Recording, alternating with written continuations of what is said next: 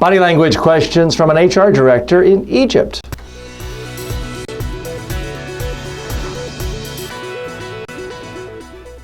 Here's a question from Mohammed. He is one of my online students in Egypt. And here's what he writes in. He says, TJ, I am looking for some advice. I'd like to be able to attract my students with body language through sessions where I introduce various concepts for the workplace. So, Mohammed, I don't want to seem like I'm belittling the importance of body language. I've done entire courses on body language. I'm often called upon as an expert on national and international news networks to analyze body language. But here's the thing.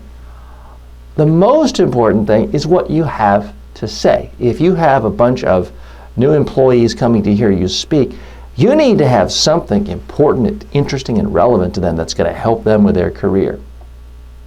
Now, of course it's true. If your body language is arms crossed, scowling, looking down, hiding behind a lectern, it won't matter how good your message is, how good your topic is. Your body language can scare people away.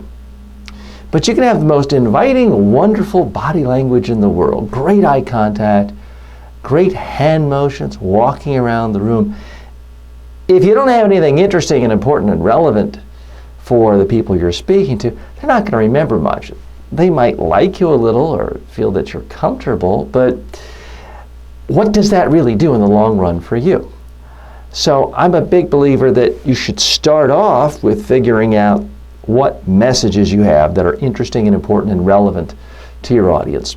Then figure out a way of packaging those messages with stories, examples, case studies, images if you're using PowerPoint. And then you want to practice to make sure your body language is in sync. Practice on video so that you can tell you're coming across comfortable, relaxed, and engaging. But when you excuse me for the use of this word, but if you fetishize body language above all else, you're not really going to communicate.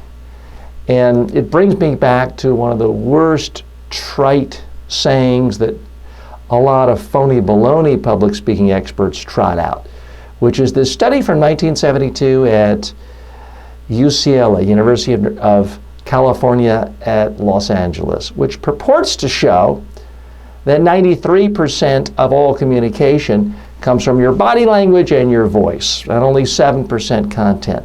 Guess what? That's not what the study actually showed. It's been misrepresented in thousands of, I even put it out in a blog post once erroneously. It's one of these things that sounds good, it sounds interesting, it sounds true, but it's not true. It's not what the study actually showed. What the study did was have people say one or two words with different inflections, and that's the only thing someone could use to judge whether they like the person. It has nothing to do with actually giving a presentation and the words and content. So please, anytime you speak, focus on having good ideas, then focus on communicating it in an interesting and engaging way. And your body language will usually take care of itself.